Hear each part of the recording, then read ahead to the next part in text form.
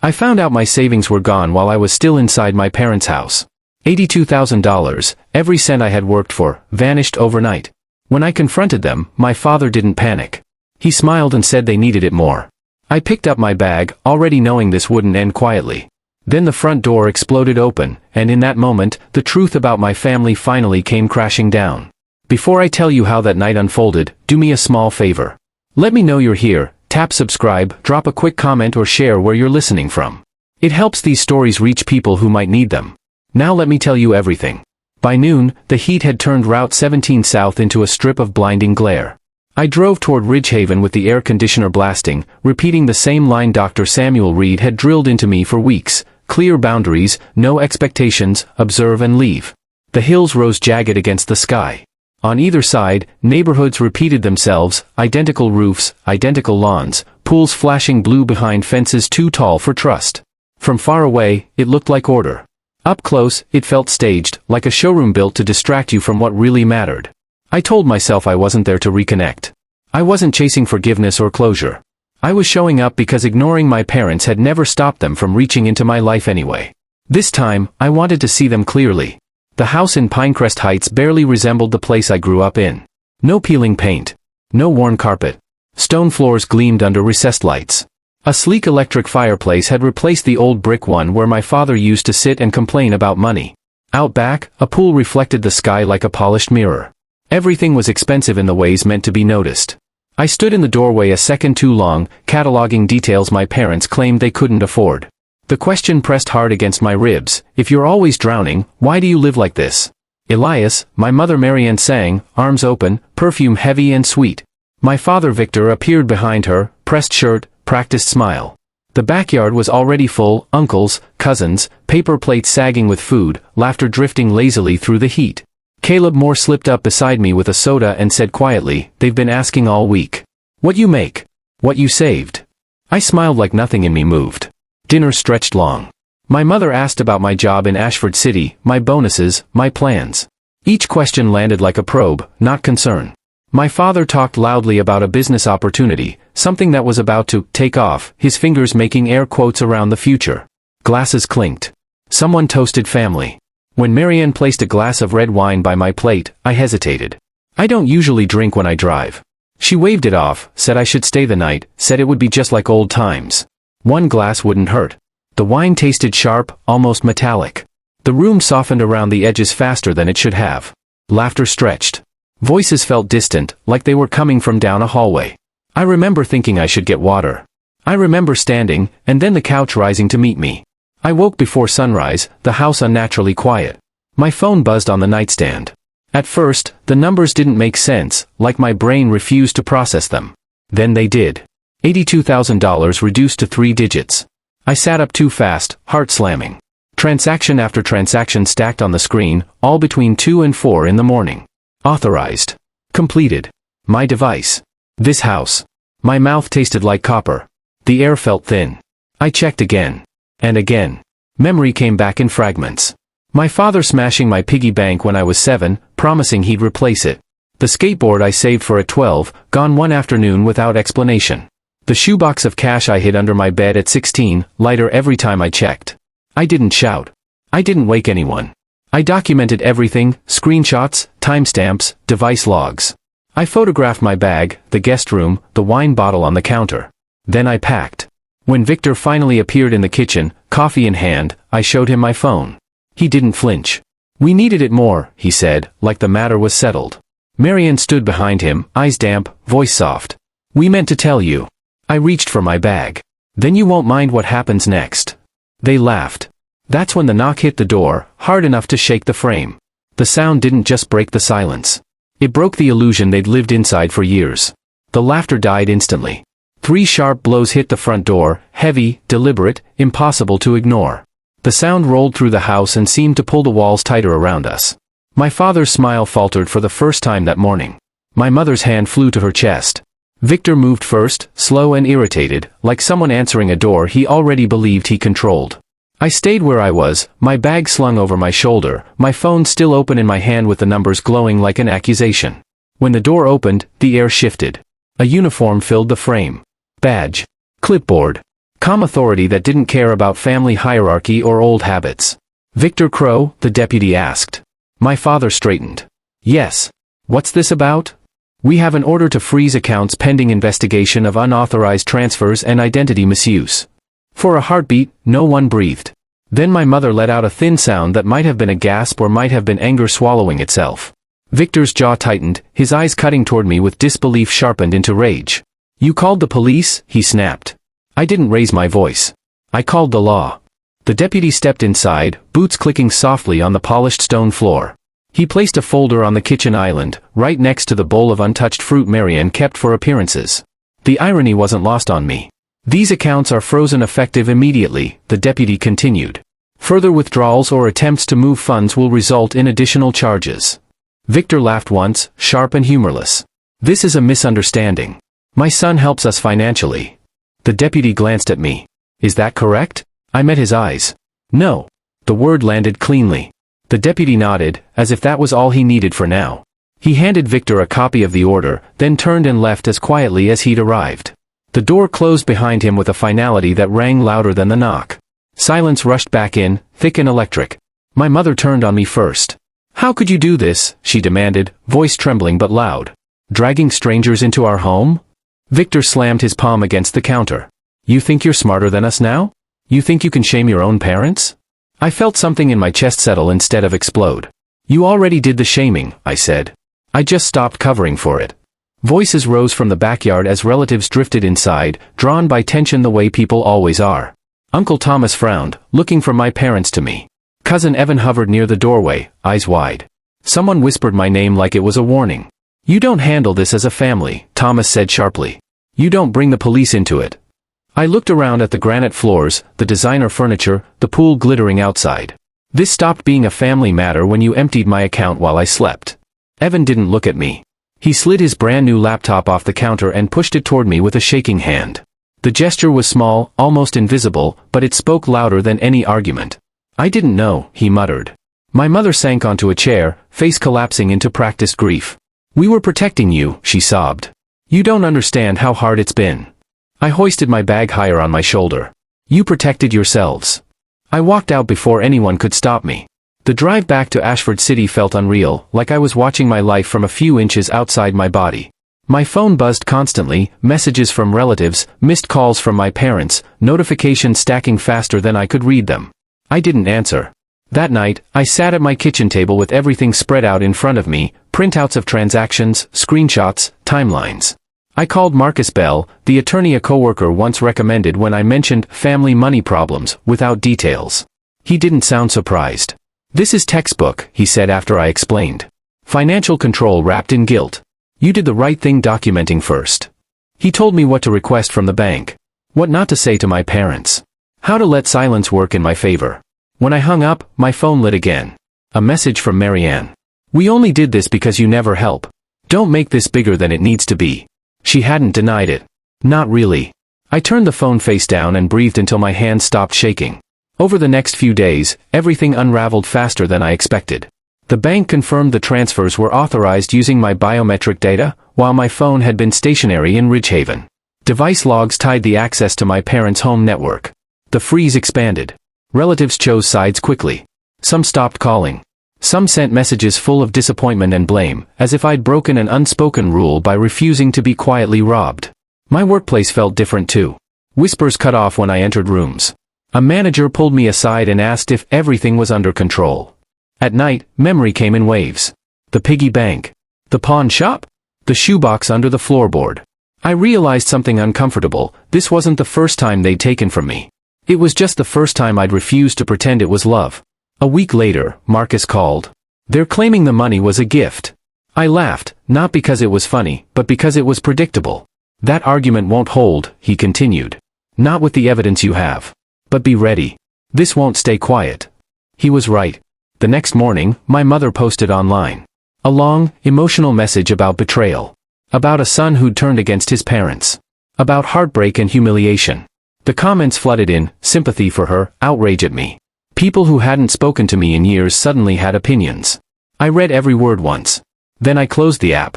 That evening, Caleb knocked on my door, exhaustion written into his posture. He'd driven in without warning. He didn't say much, just handed me takeout and sat beside me on the floor while we ate like teenagers again. "You did the right thing," he said finally. "Even if it costs." I nodded, staring at the wall. "I think it already has." What I didn't say out loud was the thought growing heavier by the hour: this wasn't over. My parents weren't done. People like them never were. And somewhere beneath the noise, beneath the outrage and the paperwork and the silence, something was moving, slow, deliberate, and waiting for the moment it could no longer be ignored. The first court notice arrived on a Tuesday morning. I knew what it was before I opened it. The envelope was heavier than paper should be, the kind of weight that carries intent. My parents weren't apologizing. They weren't backing down. They were pushing forward. Marcus Bell read the filing with the calm focus of someone who had seen this playbook before. "They're claiming the transfers were voluntary support," he said. "And they're suggesting you're retaliating because you were asked to help more consistently." I leaned back in my chair and stared at the ceiling. "They drugged me." He nodded. "We can argue that. But what will matter is evidence, pattern, and motive." Pattern. That word followed me everywhere. It followed me into sleep, into the shower, into meetings where my mind drifted while coworkers spoke about deadlines and branding. Pattern meant childhood. Pattern meant years of small disappearances that were always explained away as misunderstandings or emergencies. Dr. Samuel Reed didn't interrupt when I told him about the filing. He listened, hands folded, eyes steady. "They're escalating because they've lost control," he said. "That doesn't make them strong. It makes them desperate." "I don't feel strong," I admitted. "I feel like I burned down the only bridge I had." He shook his head gently. "You stopped walking across a bridge that was collapsing under you." The hearing was set for 3 weeks later. In the meantime, the pressure grew. My parents' version of events spread fast. Distant relatives reached out, not to ask what happened, but to tell me I'd gone too far. A cousin I hadn't spoken to since college messaged me a paragraph about forgiveness. An aunt reminded me that blood was sacred. None of them asked about the money. None of them asked why it was gone. At work, my creative director pulled me into a glass-walled conference room. "Clients are nervous," he said carefully. "This situation. They don't want surprises." "I'm still delivering," I replied. He nodded. "I know. Just keep it clean." Clean. Like theft could be scrubbed away if no one talked about it. One evening, Caleb called me, his voice tight. "There's something you should know." He told me my father had been bragging, to the wrong person, about plans he'd had for the money. Land. A venture that had nothing to do with survival and everything to do with control. Caleb had been told this casually, like it was already done. I asked him to repeat it while I recorded. He did. That recording joined the growing file Marcus labeled Crow versus Crow. The night before the hearing, I couldn't sleep. I sat on my apartment floor surrounded by documents, timelines, screenshots. Every transaction was a dot. Every memory was a line. Together, they formed a shape I could no longer deny. This wasn't desperation. It was entitlement. The courtroom in Ridgehaven was smaller than I expected. Wood benches polished by decades of restless waiting. Fluorescent lights that flattened every expression. My parents sat across the aisle, perfectly composed. My mother wore soft colors. My father stared straight ahead, chin lifted. They looked like victims rehearsed. Marcus laid out the evidence slowly, methodically. Bank logs. Biometric access. Device location. Transfer timing. The judge asked questions. Precise ones. When it was my turn to speak, my voice shook at first, then steadied. "I was asleep in their home," I said. "While I slept, my savings were emptied. This wasn't help. It wasn't a gift. It was taken." My mother cried quietly. My father didn't look at me. Their attorney stood. "Parents and children support one another," he said smoothly. "This is a family disagreement being inflated into a criminal matter." Marcus rose again. "Support doesn't require fingerprints while someone is unconscious." The judge's pen paused. Then Caleb was called. He told the truth. About what my father had said. About plans that predated the reunion.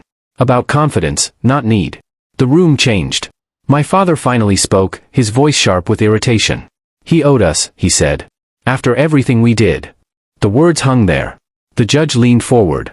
"Mr. Crow," he said. "Children do not owe their parents their future." Silence followed, thick, irrevocable. The ruling wasn't final that day. But the direction was clear. Accounts remained frozen. Restitution proceedings began. Charges expanded. Outside the courthouse, the sky was painfully blue. My mother wouldn't look at me. My father brushed past as if I were furniture. I didn't chase them. Weeks turned into months. The case moved forward. My parents' defenses collapsed under their own contradictions. Eventually, there was a plea. Probation. Mandatory restitution. Public records. There was no triumph in it. Only an emptiness where hope had once been misplaced. My career wobbled but didn't fall. Some doors closed. Others opened quietly. A client reached out after hearing my story through someone else and said, "I want to work with people who tell the truth." I began rebuilding, not just finances, but boundaries. Sunday dinners moved to June Halstead's house. Her table was loud, mismatched, and warm in ways my childhood home never had been. Caleb came often. Marcus once. Laughter felt unfamiliar at first, like a language I was relearning. One night, June told me something I hadn't known. She'd helped me open my first private account when I was 17. Quietly. Safely. "You weren't meant to survive alone," she said. "You just thought you were." The final hearing came and went. The outcome was permanent. The distance, irreversible. A year later, I stood in a small studio in Stonebrook, sunlight pouring through tall windows. My name was on the door. Not because someone allowed it. Because I'd protected it. On a shelf sat a small ceramic rocket, blue, glossy, unbroken. I touched it once and smiled, not because everything was healed, but because it was no longer bleeding. And I knew, with a certainty that felt earned, that the quiet after a storm isn't emptiness. It's space. And space is where you build something no one can ever take from you again. The day the final papers were signed, there was no gavel slam. No dramatic pause. Just the soft scrape of a pen across paper and a clerk clearing her throat. That was it. Years of control, silence, and theft reduced to ink and procedure. I stood outside the courthouse afterward, the stone steps warm under the afternoon sun, and waited for something to rush in and replace the weight I'd been carrying. Relief, maybe. Satisfaction. Even anger would have been familiar. What came instead was quiet. Not the heavy, suffocating quiet of my childhood home, but a clean one. The kind that leaves room to breathe.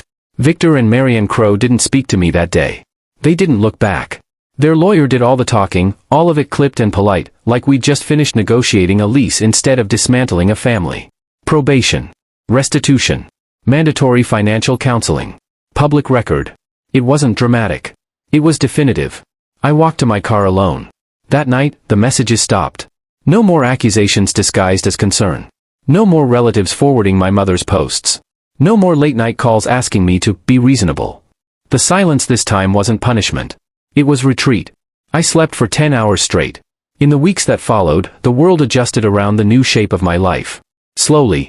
Unevenly. The bank released the first portion of the funds. Seeing the numbers return, smaller, damaged, but real, hit me harder than I expected. Not because of what I could buy, but because of what it represented. Proof. Validation. The quiet acknowledgement that I hadn't imagined any of it. At work, the atmosphere remained cautious. Some colleagues avoided me, as if betrayal were contagious. Others surprised me. Mara Finch, a designer I'd mentored years earlier, stopped by my desk one afternoon and said, "If you ever leave, let me know. I'd follow." I didn't say anything at the time. But the thought stayed. Sunday dinners at June Halstead's became routine. Her house smelled like roasted garlic and old books. The table was always too small, the chairs never matched, and somehow there was always enough food. Caleb came most weeks, sometimes quiet, sometimes laughing too loud. Marcus showed up once with a bottle of wine and stayed longer than planned. This was what family felt like when no one was keeping score. One evening, after the dishes were cleared and the conversation drifted into background noise, June sat beside me and said softly, "You know, I worried you'd disappear after all this. People either harden or vanish." I thought about it, I admitted. She smiled, not unkindly. "You stayed." That night, driving back to Ashford City, I realized something uncomfortable. I wasn't grieving my parents anymore. I was grieving the idea of them, the version I'd hoped might exist if I just gave enough. Letting go of that hope hurt more than the theft ever did.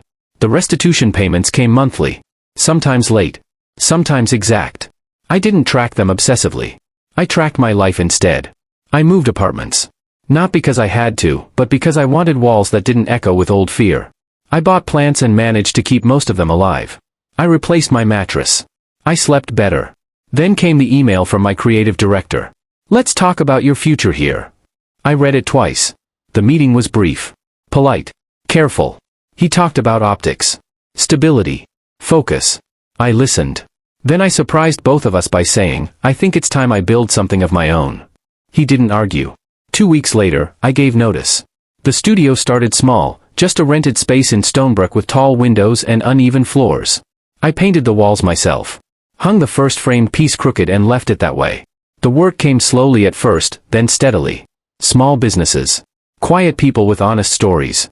A therapist opening her own practice. A baker rebranding after leaving a controlling partner. Every contract was clear. Every boundary written down. Money stopped feeling like a weapon. Caleb came by one afternoon while I was unpacking a shipment of prints. He stood in the doorway for a long moment, taking it all in. "You actually did it," he said. "I actually did," I replied. He hesitated. "I need to ask you something. And you can say no." The old reflex flared, fast and hot. But I waited. He explained his idea. A renewable installation startup. Numbers. Risks. Needs. I listened without interrupting. "I can't do handshake deals," I said when he finished. "And I can't move fast just because someone's excited." He nodded. "I expected that. We did it right. Contracts. Clauses. Safeguards. Trust built with structure instead of guilt. For the first time in my life, helping someone didn't feel like surrender." Months passed. One night, I found an old box while reorganizing the studio storage. Inside was a cracked ceramic rocket, the remains of the piggy bank my father had smashed decades earlier. I must have kept it without realizing. I held it for a long time. The next day, I ordered a new one. Blue. Smooth. Unbroken. It went on a shelf in my studio, not to hold money, but to remind me that what was destroyed once didn't get to define me forever. The call came on a rainy Thursday evening. Unknown number. I almost let it go to voicemail. It was Marianne. Her voice sounded smaller. Older. She said my name like it might bruise her mouth. "I heard about the studio," she said. "People talk." I didn't respond. "We never meant for things to go this far," she continued. "Your father, he's not well. This has been hard on him." There it was. The old lever. I closed my eyes, felt the weight of it, and set it down. "I hope he gets the help he needs," I said evenly. "I'm not available for this conversation." There was silence on the line. Then a soft, broken sound that might have been a sob. I ended the call. Afterward, I sat alone in the studio, rain streaking the windows, and waited for the guilt to swallow me. It didn't. What came instead was clarity. Some doors don't close with a slam. They close with a decision you refuse to revisit. A year to the day after the reunion, June hosted another dinner. Same table. Same mismatched plates. More laughter this time. At one point, someone raised a glass and toasted to chosen family. I didn't speak. I didn't need to. Later, walking home under clear skies, I realized something else. The loudest moment of this story, the knock on the door, the freezing of accounts, the courtroom, wasn't the ending. The ending was quieter. It was the moment I stopped measuring my worth by what others could take from me. If you've stayed with me this far, I want you to know something. Stories like this don't end when the paperwork is done. They end when the pattern breaks. If this resonated with you, let me know you're here, drop a comment, share where you're listening from. And if you believe stories about boundaries, truth, and rebuilding deserve space, consider subscribing. It helps these voices reach the people still standing at the beginning of their own quiet turning point. Because sometimes the most powerful moment isn't when the door flies open. It's when you finally lock it from the inside and walk forward, knowing the past can't follow.